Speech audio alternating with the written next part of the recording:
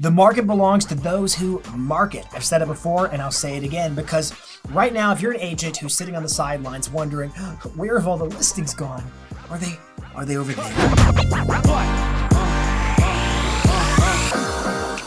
If you're on the sidelines and you're thinking like, when's my next opportunity gonna sail my way for a listing, you're gonna be waiting for a very long time, because today's marketplace belongs to agents who are prepared to hustle and do the work to create the inventory when there is none. It's kind of like Tom Ferry's been saying for a long time now. He's been talking about how the market is bananas. What does that mean? It means that because we have such low inventory, there have been buyers competing to win the contract with every single listing. They're making competing offers and they're driving prices up. This is just supply and demand economics, period.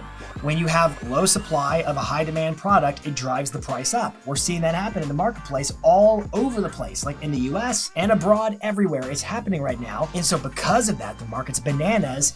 And you have to imagine at a certain point, every homeowner must be sitting there thinking, self? At what point would I be crazy not to sell? And so that's the essence of our offer today. We're gonna talk about a seller lead generating campaign today. It's gonna be a two-pronged campaign. It's gonna be an email to your database and a Facebook lead form ad working together in tandem to generate hand raisers of homeowners who would say, you know what, at what price would I sell? I'm gonna name my price. And so today's campaign is the name your price strategy. We're going to dive into it step by step, giving you the full email and the steps exactly on how to run the Facebook lead form ad so that you can generate seller leads, so that you can market to control the market and create the inventory when there is none. Let's dive in. All right, so first things first, we're going to talk about the email campaign to send to your database to name your price. And I'm going to show you an example of a Tom Ferry coaching member named Matt Curtis, who owns and operates a brokerage out of Huntsville, Alabama called Matt Curtis Real Estate. They've been running this email campaign for their database and it's been crushing for them in terms of generating listings, appointments, and ultimately just controlling the marketplace. Because you know the old adage that whoever controls the inventory controls the market. And so right now, Matt Curtis and his brokerage, they're poised to control that marketplace. And so in speaking with Matt, we talked about what worked in the email, what didn't work in the email, and he gave permission for me to show it to everyone here via video so that you can rip off and duplicate. Why? So we can move people forward. Right now, the market is unbelievable, but it's kind of a little bit gridlocked. Our job as listing agents, as agents in general, is to get people on the market who need to, want to, and can sell so they can move forward. Our job is to help people move forward. And that is exactly what Matt Curtis is doing. Now, just sidebar. I don't care what email service provider you decide to use, whether it's MailChimp or BombBomb or ConvertKit or SendGrid or SendFox, or I could keep going on and on. Matt is using MailChimp, which I'm a fan of. MailChimp's a great product. And his email looks like this, and you can't see it, but it has a subject line. And here's what your subject line should say. It should say, yes, comma, really, ... name your price. Now it should be all lowercase. If you use uppercase or title case or things like that, or it can get a little bit funky in terms of spam filters. So lowercase, keep it casual, keep it conversational to work best. That word yes will improve your open rate. People like to be told yes. Go figure. Yes, comma, really, ... name your price is our subject line. And here's the email. Notice Matt's got a really nice looking branded header. And then it says, hi, Matt. He forwarded this to me. So this was the test email. Hi, Matt, sent to him. What's the saying? Everything is for sale for the right price. Our area has been ranked. And then it goes forward to talk about the Huntsville marketplace and how it's been ranked a great destination, a great place to buy and sell real estate. And then he asked the calibrated question, at what price would you be crazy not to sell for? At what price would you be crazy not to sell for? Now, I got to give credit to Glenda Baker. This line, this calibrated question comes courtesy of another coaching member in Atlanta, Georgia named Glenda Baker. She's a total rock star. Glenda, credit's yours on this one. But let's talk about what this question is. It's a calibrated question. Now, in general, there are two types of questions. There are open-ended questions and there are closed-ended questions. Open-ended questions are like who, what, where, when, why, how, those types of questions where the response could be dynamic. It could be whatever the person says to you in response. And then there are close-ended questions. Close-ended questions are yes or no responses.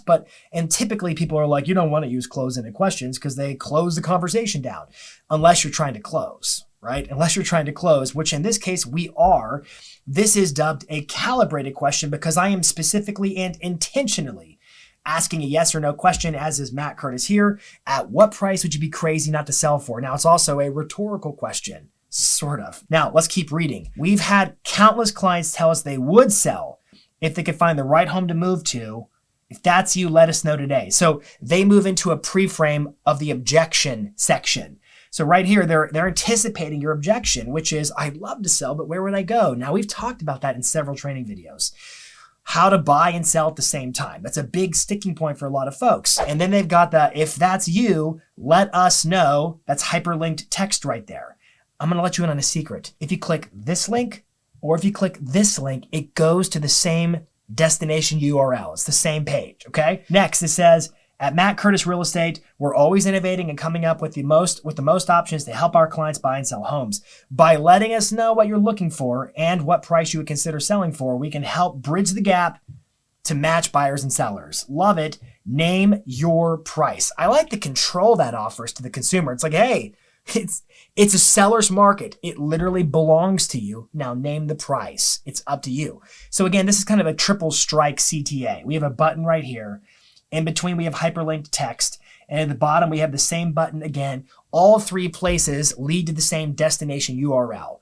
And then it says, warm regards, Matt Curtis, and it gives all of his information down there. And this is a beautiful email. Now, I'm going to click the third option right here, and it's going to load up a simple Google form. This is just a Google form, and I'm going to go through it with you, and we're going to build this thing out. This is all it takes. This campaign, Name Your Price, is so easy. Listing opportunities are literally right under your nose. It's the low-hanging fruit, my friends. It says, tell us the price you would sell your home for and what you are looking for in a home to buy. All right, so then we go into the actual questions of the form. First name and last names. It's got the little red asterisk indicating it's a required field. Phone number, also a required field. What is the address of the home you need to sell? A required field. In fact, all the questions are required, just so we're on the same page. What is the address of the home you need to sell? Please provide the street address, city, state, and zip code. And then what price would you sell your house for? That's the money question, right? That's the magic question. And then last, it's got a yes or no response. If you sell your home, do you need to buy a home in the area? Yes, no, submit. That's it, right? Now, let's go one layer deeper in terms of how to build up this Google form. I want to level it up a little bit for you. All right, so let's talk about how to level up your Google form a little bit. First things first, how do you get Google Forms? Go to forms.google.com or just go to Google Drive and click New Form. It's easy peasy, right? So I'm in my forms.google.com and I've already started this one here called Name Your Price. I'm going to click it open for us a little bit here. First things first that I did differently from Matt's is I added a header image because I really want to increase my legitimacy in terms of those who click the link and go, oh, it's just a Google form versus, oh, it's a branded Google form. Notwithstanding, Matt is sending to his database, past clients, sphere of influence, leads. In other words, folks who already know him and have a high level of trust for him. Nonetheless, I wanted to do this because I thought it was an extra little layer. To add a custom header image, all you got to do is click up here on this little color palette. It says customize theme. You click that.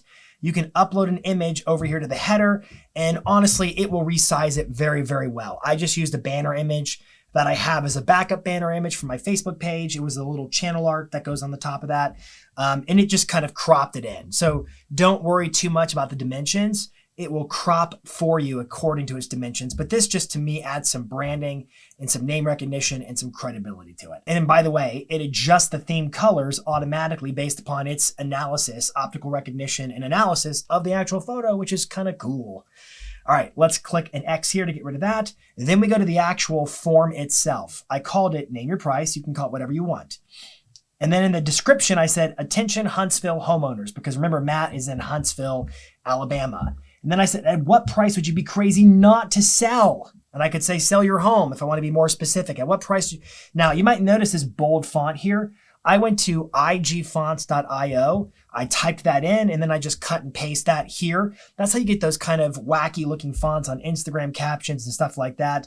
It preserves those formatting pretty much anywhere there's a text field online. So I used that here, and then I said, yes, we're serious. So I pretty much, in many respects, sort of turned around my subject line from the email itself, kind of restated it in different ways here, and then we get to the actual questions.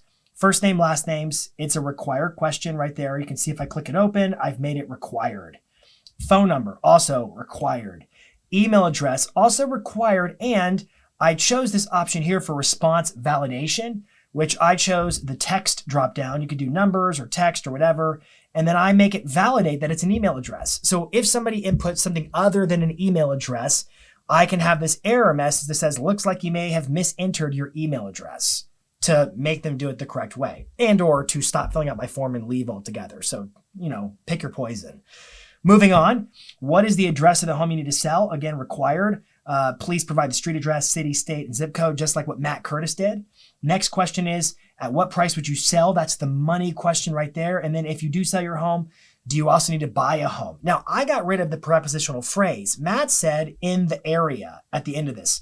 I removed that because in the event they want to move out of state or away, I don't want to miss the potential of them saying, yeah, I need to buy too. All right, so that's the email campaign portion of the Name Your Price strategy. Next episode, I'm going to do part 2 of this video series. We're going to talk about the Facebook ad, literally end to end, step by step, exactly how to build a Facebook ad that's designed to get hand raisers, i.e. prospective sellers in your marketplace who say, yes, I would sell my house and here are the terms. Here's the price I'd sell my house for. So go ahead and start implementing the email campaign, and then we're gonna pick it up next video with a Facebook lead form ad. Make sure you're subscribed and you've turned on notifications so you don't miss when the next video gets published. Appreciate you watching, and I'm wishing you tremendous success in terms of picking up some listings and making some inventory where there is none in your local marketplace. Have a great day.